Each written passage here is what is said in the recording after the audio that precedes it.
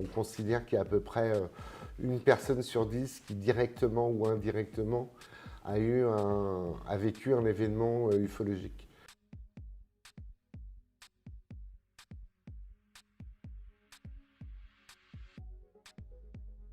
Pour que voilà, ça soit banalisé, tout simplement. Dans tes propos, je pourrais comprendre que finalement, ces échanges que l'on a entre des gens qui ont beaucoup de bienveillance par rapport à notre espèce seraient de connivence avec notre politique, avec notre organisation de société. Bien sûr, alors je ne parle pas pour le cas de la France, mais pour le cas des États-Unis ou de la Russie, en fait, on peut constater qu'il y a eu énormément d'échanges entre les politiques et des entités exogènes. Je préfère parler d'entités exogènes parce que c'est trop vaste. On ne peut pas parler d'extraterrestres, d'autres galaxies. C'est beaucoup plus complexe que ça. Et il y a des entités qui nous viennent un petit peu de partout.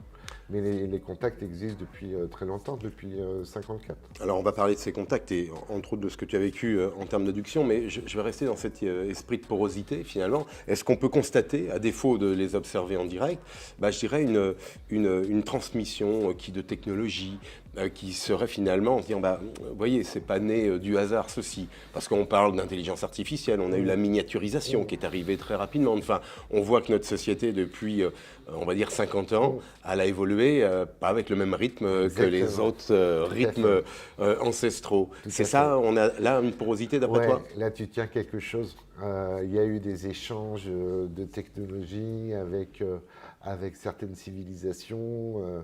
Il y a eu des échanges. Alors après, je ne peux pas rentrer dans le détail de ces échanges et sur quoi ils ont été échangés parce que là, on est sur vraiment du sujet très sensible. Militaire peut-être?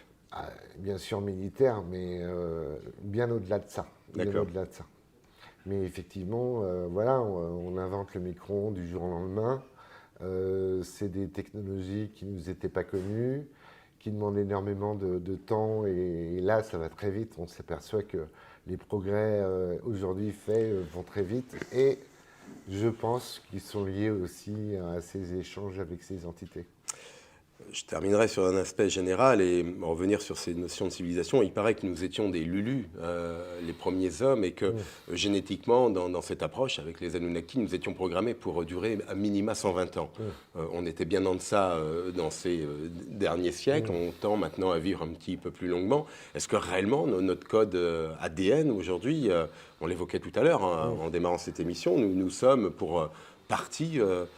génétiquement le fruit de ces exogènes comme tu évoques? Moi, c'est ma thèse. Alors, ce n'est pas la thèse de tous les ufologues, mais je pense qu'il y a eu... Enfin, après, il y a des faits qui sont incontestables et dans ma démonstration, je préfère m'appuyer à des choses factuelles.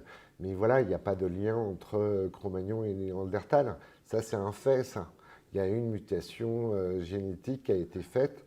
Et je pense qu'elle n'a pas été faite par l'opération du Saint-Esprit. Enfin, ça, c'est prouvé, c'est factuel. Dans tous les bouquins d'histoire, vous verrez qu'il n'y a pas de lien entre soi-disant notre évolution. Et je pense qu'on est soumis perpétuellement à des changements génétiques pour faire évoluer la race. Moi, ma conviction profonde, c'est qu'on a été mis en culture et qu'on est là pour évoluer et donner le meilleur de nous-mêmes et que le meilleur de nous-mêmes, ils vont s'en apercevoir une fois l'expérience menée. Donc, pour moi, aujourd'hui, le vaccin, ça fait aussi partie des mutations génétiques. D'accord. C'est vrai qu'il aura fallu quelques siècles à cette amélioration, mais si on en revient aussi, l'ensemble des textes religieux, quelles que soient d'ailleurs les religions, nourrissent cette ambiguïté, parce que forcément ce sont des textes religieux, mais pour autant on voit bien qu'il y a quelque chose qui est venu de plus haut, à défaut de haut et de bas, mais de quelque chose qui était forcément d'inspiration hortérienne, quoi. De toute façon, dans la Bible, on a les premiers récits ufologiques d'observations qui ont été faites par Ézéchiel. Ouais. Donc ça, c'est un fait, c'est pareil. Vous allez voir dans la Bible Ézéchiel et on parle de cette lumière qui descend et qui transforme le buisson ardent. Les Elohim, on avait Oui. nos anciens, Adam, Noé, vivaient plusieurs centaines d'années. C'était finalement ce que les Sumériens appelaient les Anunnaki. On est là dans cette mythologie, mais pour autant Pour moi, véritable. c'est les C'est les premiers premiers. extraterrestres. C'est Adam et Ève sont les premiers extraterrestres. des géants. Oui, alors effectivement, il y a Enfin, des géants, le, on regarde notre le livre morphologie. d'Enoch le retrace bien. Ces géants, en fait, qui sont venus sur Terre engendrer des enfants avec les femmes humaines, Ouais. ça a été même inscrit dans la Bible jusqu'au XIIe siècle, avant d'être banni par le Vatican. Mais et ça faisait partie de la Bible. Donc il y a des choses extravagantes que vous trouvez dans les récits officiels. Enfin voilà, qui prêtent pas au doute ni à la confusion. Dès l'instant où on fait un peu ces recherches, on a les réponses. Justement, merci Cyril d'échanger avec moi sur ces propos. Je voulais qu'on ait finalement en préambule j'allais dire un regard général, comprendre que finalement notre conversation s'inscrit quand même dans une continuité millénaire, quoi qu'il en soit, Ouais, puisque tout à fait. on est là à échanger. Euh, Toi, tu as fait une rencontre. Donc maintenant, on ne sait pas si c'est des géants, on ne sait pas s'ils sont reptiliens, on ne sait pas si c'est des petits gris, si c'est des martiens. On échangera ensemble maintenant, Cyril. Mais tu avais 18 ans, c'est ça Ouais, le premier, la rencontre du troisième type, c'était ouais, 18 ans. j'avais 18 ans. Alors pourquoi c'est une rencontre du troisième type? Parce que j'ai eu un échange avec le vaisseau. En fait, l'histoire, c'est que j'ai eu un ovni qui a volé en vol très lent, stationnaire, et qui était à 10 mètres de notre tête, moi et une de mes sœurs, avec qui on a fait l'observation. Et là, il y a eu un échange de communication entre le vaisseau et moi. C'est-à-dire que à chaque fois que je me disais non, c'est pas un ovni, ça peut pas être un ovni, parce que ton esprit n'est pas programmé pour ça. Donc tout de suite, ça faisait un mouvement qui me faisait dire que ouais, ce que je voyais, c'était pas des nuages, c'était quelque chose d'énorme et qui recouvrait les bâtiments. Et je repense, je me dis non, c'est pas un ovni. Là, des chiens se mettent à aboyer. Je me dis non, c'est pas un ovni. Toutes les lumières s'éteignent. Je me dis non, c'est pas un ovni. Et l'ovni démarre en une fraction de seconde et fait 30 km le temps d'un battement de cils. Là, je me suis dit, bon, là, c'est un ovni. Et au moment où j'ai admis que c'était un ovni, donc toujours communication avec le vaisseau a disparu. Juste pour qu'on se remette dans un espace temporel, tu avais 18 ans, quelle année, Cyril? En 90. C'était en Donc, 90. c'est la fameuse vague de l'OVNI du 5 novembre 90. Enfin, je dis l'OVNI, il y a eu plusieurs OVNIs. Mon histoire, en fait, a été retracée donc, par l'ufologue Daniel Robin, très connu dans le milieu ufologique. Les triangles de la nuit, donc, qui retrace toute mon observation du début à la fin et avec ses contacts avec ces entités. Alors ça couve, j'y reviens parce que dans ces années 90, on avait encore, je me remémore ces années, mais ce contexte très fort de tôle et boulon encore, qui n'était Oui. pas gommé comme aujourd'hui. Il ressemblait à quoi cet ovni Alors pour moi, c'est pas un ovni tôle et boulon parce que l'immensité en fait de l'angle de l'ovni était complètement noire, mais de façon énergétique, comme si c'était un trou noir. Donc il n'y avait aucune trace de matériel. C'était vraiment, pour moi, c'était vraiment que de l'énergie pure et qui était beaucoup plus noir que le ciel. Il était 19 heures quand on a fait l'observation et qui était vraiment, vraiment bien découpé, ciselé au cutter dans le ciel. On est dans cet esprit aussi pour qu'on comprenne mieux finalement avec notre quotidien, nous tous, si on met tôle et boulon d'un côté, s'il fallait illustrer quelque chose qui est structuré par l'énergie, on serait dans un esprit d'hologramme en quelque Ouais, sorte. Hein. C'est ça, tout à fait. ça n'existe pas, mais pour autant c'est là. Alors, ça existe parce qu'on parle aussi de drovni, donc les drones extraterrestres. On parle aussi de bulles de plasma, où là, il n'y aurait pas d'entité à l'intérieur, mais un déplacement télépathique. on parle d'échanges télépathiques avec les observateurs, les témoins. Et je dirais qu'aujourd'hui, le style d'OVNI change à peu près avec la période. Toutes les enquêtes que j'ai au niveau politique, et que ce soit vulgarisé, parce qu'aujourd'hui, l'ufologie, les ovnis dans notre ciel, c'est un fait. Il faut juste qu'on remonte ça aux politiques pour que voilà, ça soit banalisé, tout simplement. Dans tes propos, je pourrais comprendre que finalement, ces échanges que l'on a entre des gens qui ont beaucoup de bienveillance par rapport à notre espèce seraient de connivence avec notre politique, avec notre organisation de société? Bien sûr, alors je ne parle pas pour le cas de la France, mais pour le cas des États-Unis ou de la Russie, en fait, on peut constater qu'il y a eu énormément d'échanges entre les politiques et des entités exogènes. Je préfère parler d'entités exogènes parce que c'est trop vaste. On ne peut pas parler d'extraterrestres, d'autres galaxies. C'est beaucoup plus complexe que ça. Et il y a des entités qui nous viennent un petit peu de partout.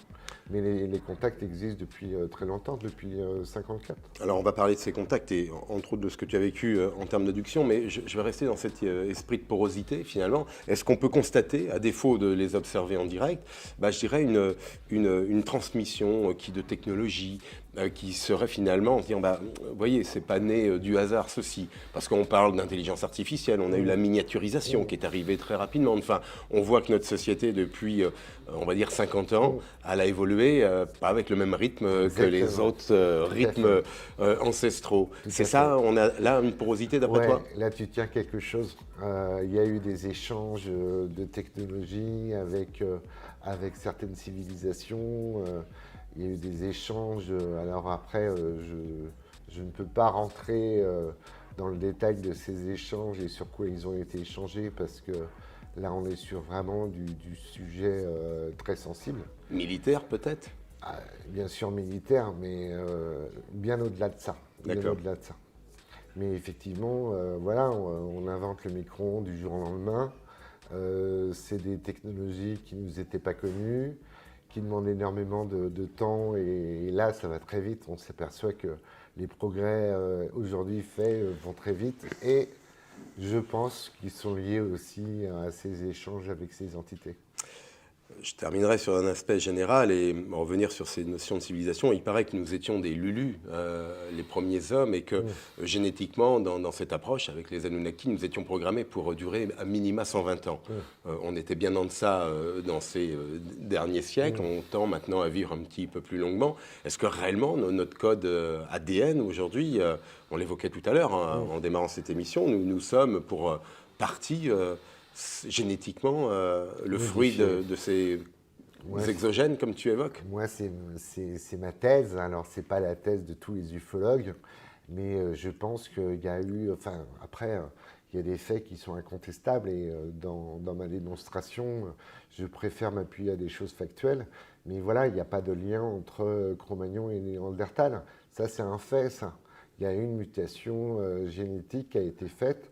Et je pense qu'elle n'a pas été faite par l'opération du Saint-Esprit. Enfin, ça, c'est prouvé, c'est factuel. Dans tous les bouquins d'histoire, vous verrez qu'il n'y a pas de lien entre soi-disant notre évolution. Et je pense qu'on est soumis perpétuellement à des changements génétiques pour faire évoluer la race.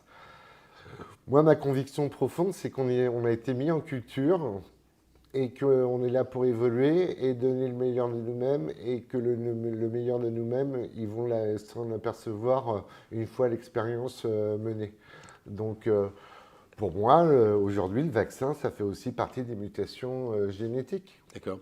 C'est vrai qu'il aura fallu quelques siècles à cette amélioration, mais si on en revient aussi, l'ensemble des textes religieux, quelles que soient d'ailleurs les religions, nourrissent cette ambiguïté, parce que forcément ce sont des textes religieux, mais pour autant on voit bien qu'il y a quelque chose qui est venu de plus haut, à défaut de haut et de bas, mais de quelque chose qui était forcément d'inspiration hortérienne, quoi. De toute façon, dans la Bible, on a les premiers récits ufologiques d'observations qui ont été faites par Ézéchiel. Ouais. Donc ça, c'est un fait, c'est pareil. Vous allez voir dans la Bible Ézéchiel et on parle de cette lumière qui descend qui transforme le buisson ardent. Les Elohim, on avait Oui. nos anciens, Adam, Noé, vivaient plusieurs centaines d'années. C'était finalement ce que les Sumériens appelaient les Anunnaki. On est là dans cette mythologie, mais pour autant Pour moi, véritable. c'est les C'est les premiers premiers. extraterrestres. C'est Adam et Ève sont les premiers extraterrestres. des géants. Oui, alors effectivement, il y a Enfin, des géants, on regarde notre le morphologie. livre d'Enoch le retrace bien. Ces géants en fait, qui sont venus sur Terre engendrer des enfants avec les femmes humaines. Ouais. Ça a été même inscrit dans la Bible jusqu'au XIIe siècle, avant d'être banni par le Vatican. Mais et ça faisait partie de la Bible. Donc il y a des choses extravagantes que vous trouvez dans les récits officiels.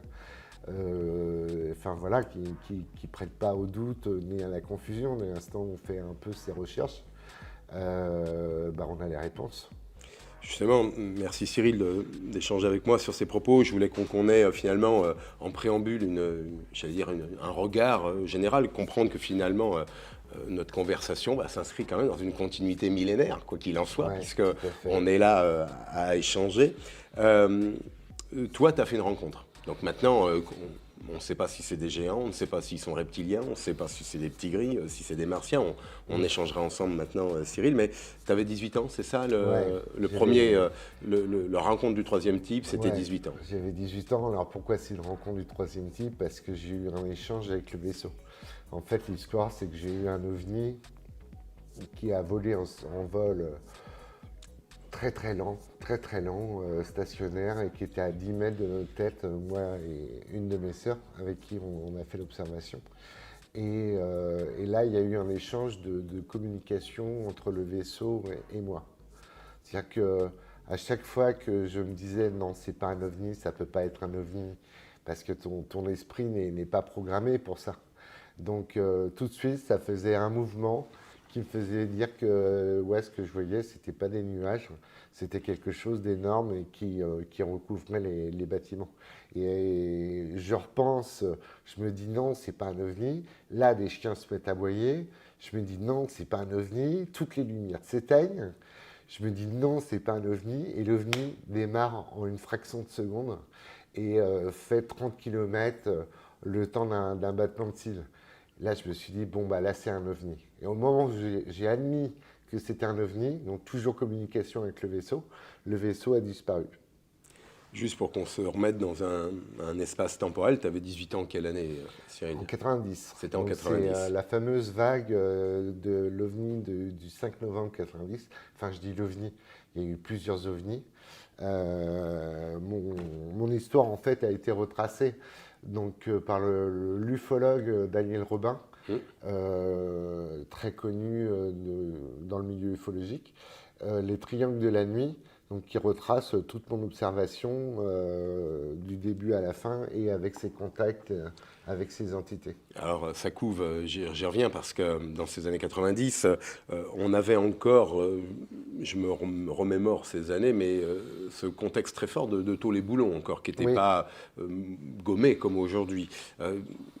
Il ressemblait à quoi cet ovni Alors pour moi, c'est pas un ovni tôle et boulons parce que l'immensité en fait de l'angle de l'ovni était complètement noire, mais de façon énergétique, comme si c'était un trou noir.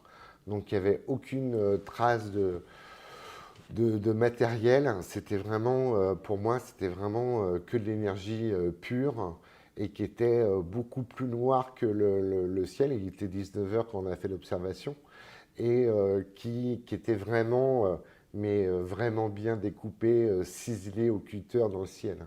On est dans cet esprit aussi pour qu'on comprenne mieux finalement avec notre quotidien, nous tous, si on met tous les boulons d'un côté, s'il fallait illustrer quelque chose qui est structuré par l'énergie, on serait dans un esprit d'hologramme en quelque sorte. Hein. C'est ça, ça n'existe pas, mais pour autant c'est là. Alors ça existe parce qu'on parle aussi de drovni, donc les drones extraterrestres. On parle aussi de bulles de plasma où là, il n'y aurait pas d'entité à l'intérieur, mais un déplacement télépathique. On parle d'échanges télépathiques avec les observateurs, les témoins. Et je dirais qu'aujourd'hui, le style d'OVNI change à peu près avec la période.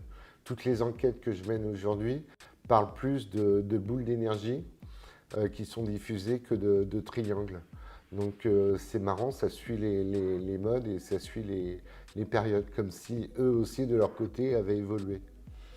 Ce qui semble bizarre, tu comprends que là on puisse s'interpeller, parce qu'on se dirait si technologiquement ils arrivent à faire des choses qui pour notre civilisation demeurent encore de la science-fiction et de l'art du cinéma, qu'aurait-il, je dirais, d'intérêt finalement à singer une forme d'évolution humaine? Pourquoi ne sont-ils pas constants et finalement dans leur apparition? Parce que finalement, s'ils souhaitent apparaître, c'est qu'ils ont peut-être une mission eux aussi.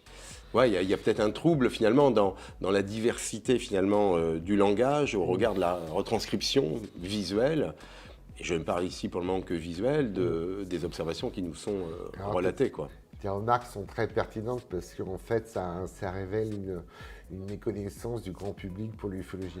Ce qu'il faut savoir, c'est qu'il y a des dizaines et des dizaines de civilisations qui sont plus ou moins avancées. On va considérer que les boules d'énergie de plasma, ce sont les civilisations les plus évoluées et celles où on est encore sur des triangles ou des soucoupes classiques sur des civilisations moins évoluées qui fréquentent quand même notre espace aérien. Ce que je veux t'amener, et tu me fais le parallèle, c'est que si je veux me transposer sur notre bonne planète bleue, entre guillemets, on voit bien qu'en Amazonie ou en Laponie, on ne vit pas comme à Nantes. Ça veut dire qu'on est pourtant de la même espèce, mais si on se croisait, on n'a pas les mêmes langages, pas les mêmes coutumes, pas les mêmes outils, pas les mêmes vêtements. On est bien sur 3 civilisations différentes. Tout à fait. C'est ça qu'on évoque.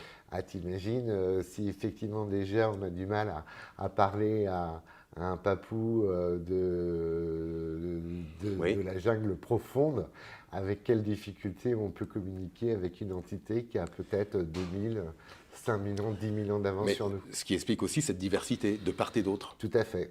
Pour mieux comprendre que finalement, on n'a pas un standard comme ça, comme on l'évoquait tout à l'heure, d'un reptilien, d'un petit gris ou d'un martien, si je dois se caricaturer. Non, il y a une diversité. Tout à fait. Mais c'est le reflet de notre bonne planète, qui a une diversité énorme sur toutes les espèces, les races. C'est ce qu'on voit et ce qu'on valide dans l'univers. C'est exactement ça.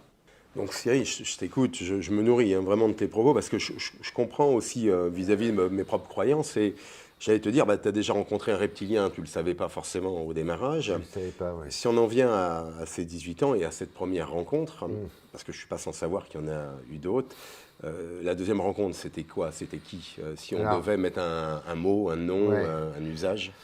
Moi, aujourd'hui, j'ai une histoire très liée avec nos visiteurs. Ça veut dire que j'ai une mission qui m'a été dévolue, vulgariser le sujet ufologique, vulgariser et banaliser le sujet OVNI, pour avoir vraiment un soulèvement de population de tous les témoins, toutes les personnes qui ont été témoins. On considère qu'il y a à peu près une personne sur 10 qui, directement ou indirectement, a vécu un événement ufologique. Donc, soit par un tiers ou soit par quelqu'un d'extérieur. Donc, moi, la deuxième observation auquel tu fais cas, elle a eu lieu 20 ans après. Donc, c'était dans le Cantal. J'avais la chance d'être dans un village vacances très, très, très élevé dans la montagne. Et j'ai vu un ovni rouge, énorme, 3 fois plus gros qu'une planète, faire le tour de ma personne, à 360 degrés. Et là, je me suis dit, Cyril, c'est un deuxième signe, tu dois vraiment faire quelque chose pour la cause ufologique. Et j'avais déjà tout en idée, et tout s'est enchaîné très très très vite, mais c'est cette deuxième observation qui a été le déclencheur. Et cette deuxième observation, rencontre, comme je t'évoquais, je ne vais pas te forcer les mots, hein, loin de moi cette idée, mais c'était qui? On était sur un reptilien, qui sont ces civilisations, ou du moins quelle est cette civilisation avec qui toi tu as la chance de Moi je pense que je suis en contact avec, et j'ai la chance aussi de communiquer avec plusieurs civilisations. D'accord. Ça veut dire que dans ma vie, j'ai fait voilà, un événement, une observation très frappante, très marquante, puisque l'OVNI était à 10 mètres au-dessus de ma tête. Mais j'ai fait 3 autres observations d'objets volants non identifiés, on peut le dire, et en fait qui m'ont toujours ramené à mon activité ufologique que je fais aujourd'hui auprès des repas ufologiques. Et à chaque fois que j'ai eu un petit coup de mou, et parce que c'est beaucoup de pression cette activité, à chaque fois que j'ai eu un petit coup de mou, j'ai toujours fait une observation qui m'a relancé et qui m'a dit Cyril, tu es sur le bon chemin. Alors, c'est là où je veux t'interpeller tout en étant convaincu, hein, qu'on soit bien d'accord, mais tu ne m'as pas répondu sur le mot et sur le nom, parce que je trouve, et c'est le but aussi de nos échanges, que des fois, soit parce que c'est comme ça que c'est donné, d'une façon pulse, j'allais dire, donc on n'a pas une image matérialisée à 100%, donc difficile d'en définir finalement le sens et le contenu, mais si je croise, on évoquait tout à l'heure un papou ou un lapon, j'ai croisé un papou, j'ai croisé un lapon. Oui. Qui croisons-nous du coup? Enfin, qui oui. croises-tu? Parce que on peut être chargé finalement d'une mission personnelle, mais quelle est finalement la frontière entre, j'allais dire, tu vois, beaucoup de sens ésotériques, on nourrit ces derniers siècles, là encore, finalement, dans nos civilisations, et beaucoup de choses se sont mélangées. Qu'en est-il concrètement, tu vois? Oui, alors c'est un problème d'interprétation. C'est-à-dire que le lapon ou Le lapon, enfin, ou le papou, le papou, tu l'as déjà identifié, tu le je sais à connais quoi il déjà. ressemble. Tu sais à quoi il Oui. ressemble sans l'avoir vu. Oui. Tu sais quelle est cette civilisation qui va être dans la jungle et qui va vivre. Je m'attends à le rencontrer. En plus, si tu t'attends à le rencontrer, dans le domaine de l'ufologie et des civilisations qui nous visitent, c'est beaucoup plus subtil que ça, parce que le rapport n'est plus physique. D'accord. Il y a vraiment, c'est vraiment l'échange télépathique qui prime. On n'a plus besoin de se montrer pour se dire qui l'on est. On a juste besoin d'avoir un échange télépathique. Et je dirais que la notion matérielle ou matérialisée de l'être est vraiment secondaire. Alors, on reviendra sur cela, mais tu l'évoquais déjà sur ton premier contact, finalement. Ça change un homme, ça change un homme ou femme, bien évidemment. Ça le change dans sa matière, dans sa vibration, dans son énergie.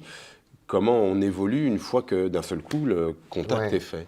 Alors moi, j'ai eu la chance, de par mon activité, de rencontrer énormément de témoins.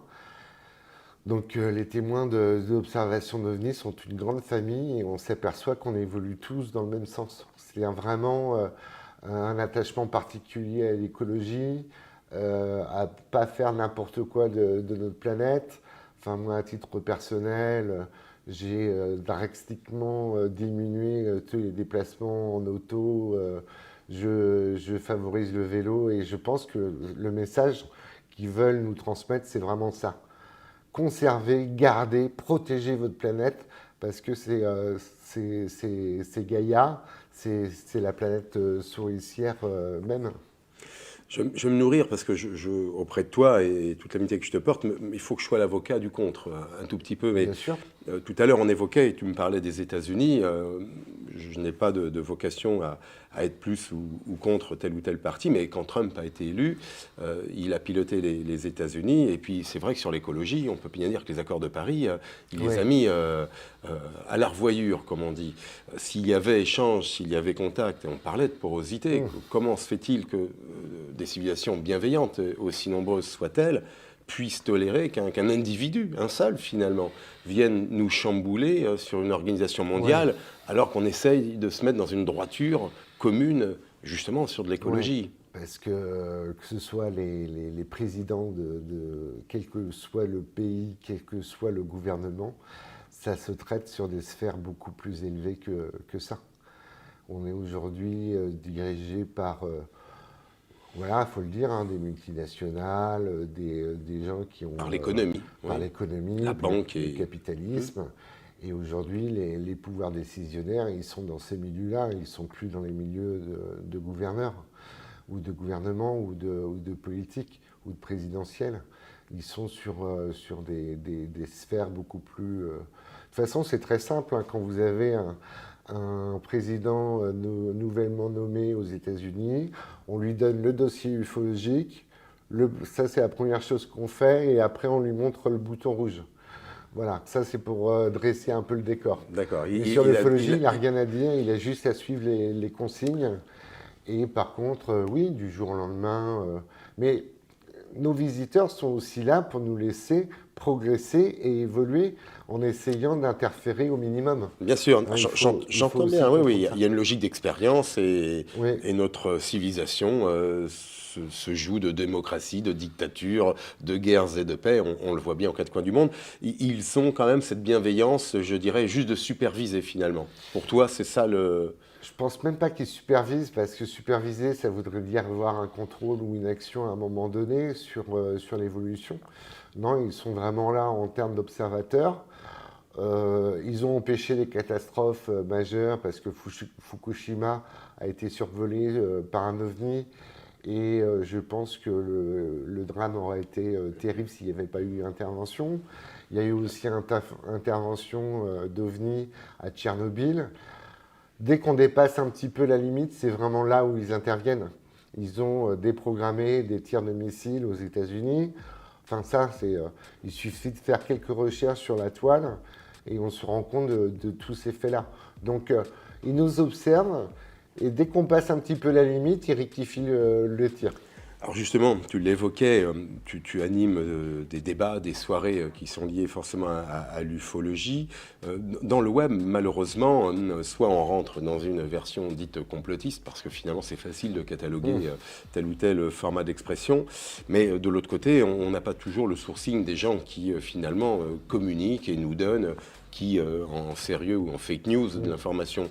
Là, on est dans une grande soupe où d'aucuns est dans l'impossibilité finalement d'aller chercher une information, j'allais dire, de calibrer. Peut-être le GEPAN, si tant est qu'on aille, mais ils ne sont pas prolixes en termes d'information, hormis les cas d'observation. Comment, finalement, on vient se nourrir en t'écoutant, on se dit, ah, tiens, Cyril nous dévoile un ensemble d'informations, mais où on va chercher sérieusement plus de propos?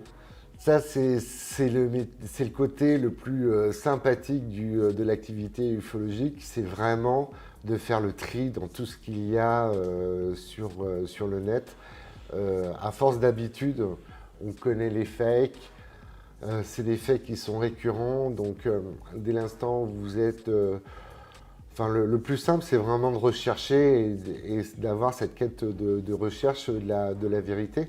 Mais au fur et à mesure, on se rend compte des fakes, on se rend compte des mauvaises nouvelles, et vraiment, on se concentre uniquement que sur les nouvelles et les informations qui en valent la peine.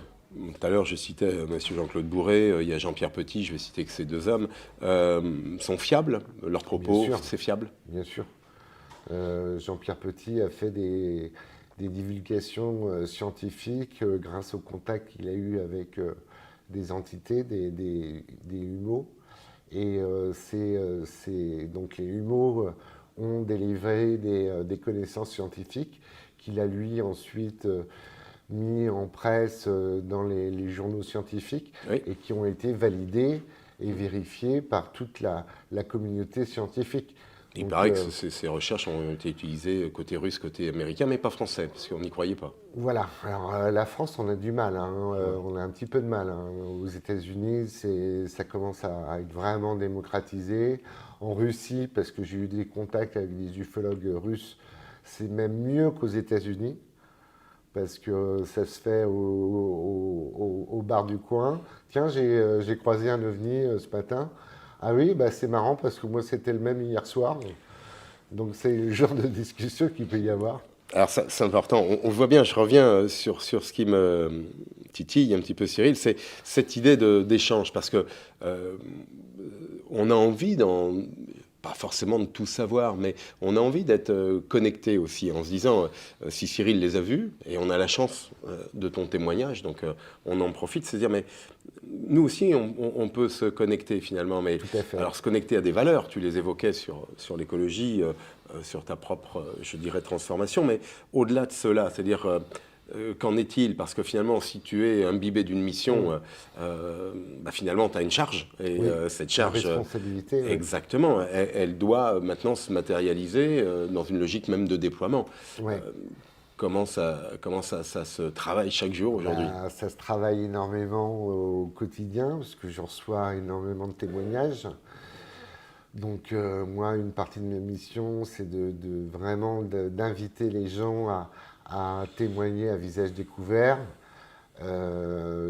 C'est pas forcément simple parce qu'on se met en danger socialement. Moi, j'ai fait les dossiers surnaturels sur la chaîne 23, j'ai fait le plateau d'Hanouna, je me suis vraiment mis. Tu t'es affiché je me suis sur affiché des médias. et j'invite à tout le monde plus il y aura de gens et plus on se rendra compte de tous les témoignages qu'il y a, parce que moi, il n'y a pas une semaine où je ne reçois pas un témoin qui a fait une observation. C'est là où on va réussir à vulgariser et à démocratiser, et ça viendra toujours du peuple, Bien sûr. parce que ça vient toujours de la masse. Je dissocie quand même l'idée de l'observation, qui est finalement, on y croit, on n'y croit pas, de la mission, tu vois ce que je veux dire? Ouais. Tu es en mission, c'est plus une observation. S'il y a eu contact, tu as eu message, c'est une mission. On veut te croire, si tu veux, Cyril, mais pour croire, il faut aussi, tu vois, j'allais dire des reliefs, en tout cas des outils, à défaut d'avoir une révélation, parce que ce n'est pas le cas, d'aller chercher une révélation, bien évidemment. On va croire en une religion. Mais comment, justement, tu peux nous donner des outils, si tant est que cette mission t'incombe, et t'incombe également dans le fait je dirais, de nous la confier quand même par ricochet, il nous faut ces outils. Est-ce que ça, on peut les comprendre ensemble? Ce qui est déjà important de préciser, c'est que l'ufologie n'est pas une croyance, on est bien d'accord, mais une étude. Mais une étude, ouais. Donc si c'est une étude, c'est qu'on est sur des faits avérés. Moi aujourd'hui, j'ai vraiment fait un boom dans le département de la Loire-Atlantique au niveau de l'ufologie, parce qu'on a eu une couverture presse énorme. On a eu un retour presse, on a eu 20 minutes, c'est même la création des repas ufologiques de Nantes sont même passés sur France Info en direct de l'Archer, le président du Sénat. Ouais. Donc c'est comme ça que tu fais bouger les choses en fait, c'est par les médias qui t'attirent du monde, ces gens-là qui se sentent crédibilisés, et du coup qui vont faire bien sûr un nombre important qui peut changer la donne. Je comprends que ce premier outil, c'est de passer finalement d'une moquerie de réaction, parce que ne pas y croire, on va dire, vaut mieux se moquer, ça coûte moins cher que d'un seul coup de cautionner tout un entendement. Passer cette première étape, après, on est aussi dans un constat. Tu vois, j'allais te dire, je veux bien te suivre, mais finalement, on a du mal à mettre un nom. Et je l'ai compris, parce que ça ne marche pas comme un papou ou comme un lapon. Mais si tu es en mission, c'est-à-dire que, et que je puisse, moi, t'accompagner sur du factuel, il en faut, j'allais dire, non pas plus, mais il en faut différemment, enfin, que ça soit compréhensible. Et pour autant, on ne l'est pas, parce que on constate des observations, mais là encore, une observation n'est pas, à mon sens, si tu veux, une constatation. Tu vois l'idée? Oui, tout à fait, oui. Après, tu connais le concept. La première étape, c'est la moquerie. La deuxième étape c'est l'attaque. Ouais. Et la troisième étape, c'est avérer comme toujours existant et avoir toujours existé.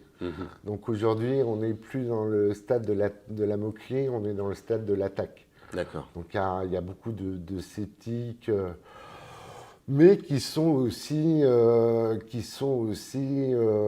dirais, de sphères très hautes, qui n'ont aucun intérêt à que les gens sachent qu'il y a des contacts avec des civilisations exogènes. Et je dirais, pour compléter par rapport à ta question, il y a un moment donné où il y a des choses qu'on ne peut pas dire en ufologie. J'entends bien. Qui sont hypersensibles. Voilà, moi j'ai eu le cas d'un proche ufologue qui a disparu dans des circonstances plus que bizarres. Et il y a un moment donné, il ne faut pas franchir cette ligne-là. Donc cette ligne-là, on ne pourra pas la franchir. Par contre, tout ce qui est avant, divulguer, faire ensemble des animations, des activités où il y a de plus en plus de monde.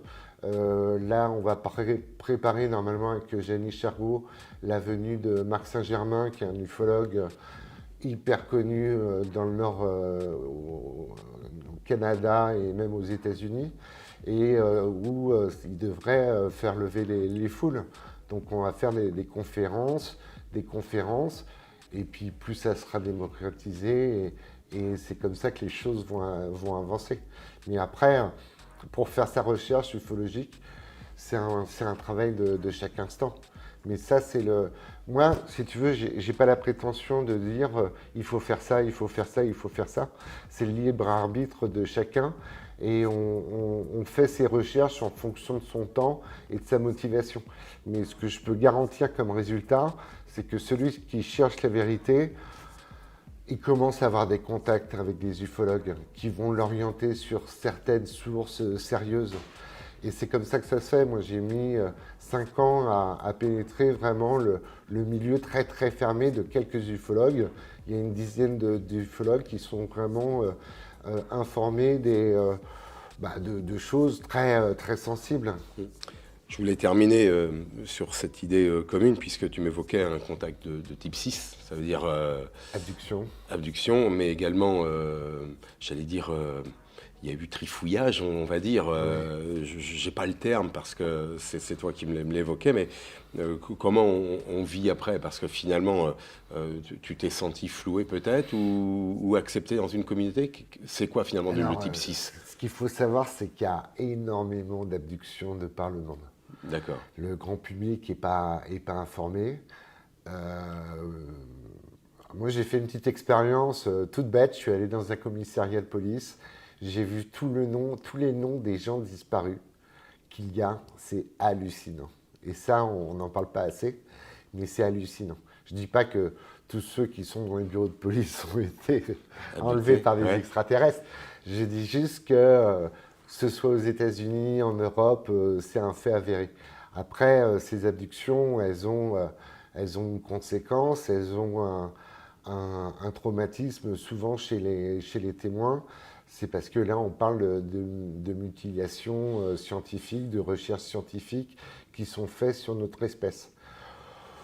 Donc là, on est vraiment au maximum de ce qu'il est possible de vivre en ufologie. Et moi, j'ai eu la chance d'être en contact avec de nombreux abductés, puisque c'est le terme choisi. Ils ont souvent des suites à leur enlèvement. Ils sont souvent ensuite invités à rencontrer à nouveau des civilisations, à refaire d'autres tests. Souvent, ils sont suivis sur toute une vie. On comprend, je dirais, t'écouter là sur cet échange. Bon, c'est un acte de toute façon qui va être personnel au démarrage, avec l'amplitude que chacun pourra forcément mesurer en son sein, auprès de ses proches, si tant est que, et puis auprès d'une communauté, bien évidemment. Les repas ufologiques vont reprendre, puisque nos règles sanitaires, j'espère qu'ils n'y sont pas pour quelque chose, parce que c'est 8 mois qui ont été très longs pour tout le monde. Ça va faire du bien aussi de reprendre ces activités d'échange. C'est prévu pour juillet, un retour aux normes. Alors déjà, on va faire, on va reprendre en septembre pour bien se caler, parce que il y a énormément de monde qui souhaite et qui veulent absolument la reprise des repas ufologiques. Ça a manqué à énormément de monde. J'ai beaucoup d'appels en me disant Cyril, c'est quand tu reprends. Donc sûrement en septembre, on fera une veillée ufologique dans un grand terrain du côté de Ligné, 17 hectares, alors dénué de toute pollution lumineuse. Et on va mettre en place en fait un mécanisme connu de quelques ufologues pour essayer de rentrer en contact avec un vaisseau. Il y a une Donc date. Ça, c'est l'objectif. 14 août. 14 août, on prend rendez-vous. On prend rendez-vous. Et on va essayer, avec toute l'énergie collective du groupe, de faire des appels. Il y a des communications qui se sont faites comme ça, et on ne désespère pas d'avoir un vaisseau, peut-être pas qui atterrisse, Mais en Ouais, tous les qui cas, passe. qui passe très près. Cyril, pour ceux qui vont souhaiter te rencontrer le groupe, les repas ufologiques redémarreront en septembre, c'est à la montagne, hein, il y a le site internet. Vous souhaitez forcément parcourir cet univers et plus particulièrement ton récit, Cyril, puisqu'elle a été retraduit dans Les Triangles de la Nuit. Monsieur Daniel Robin, hein, le livre est toujours disponible, hein, Oui. collection Enigma dans toutes vos bonnes librairies. Cyril, un grand merci parce que c'est toujours des moments singuliers comme ça, un petit peu comme au confessionnal, hein. On n'avait pas mis la petite grille. On s'est fait plaisir, on a pu échanger en toute liberté, Oui. sans connivence bien évidemment, parce que le but c'est forcément de s'affranchir l'un de l'autre de ce que l'on a envie de croire et de ce qu'il faut aussi orienter nos vies. Un très grand merci parce que c'est important pour tout le monde, parce que ça nourrit aussi ce sens commun. Et je crois que si on passe plus rapidement de dérision à, je dirais, intérêt, ça peut que nourrir nos vies en tout cas. Exactement, mais de toute façon, l'ufologie n'est pas prête de mourir. J'imagine. Merci à toi une fois de plus Merci à et à toi, bientôt. Eric, de ton invitation. Je t'en prie.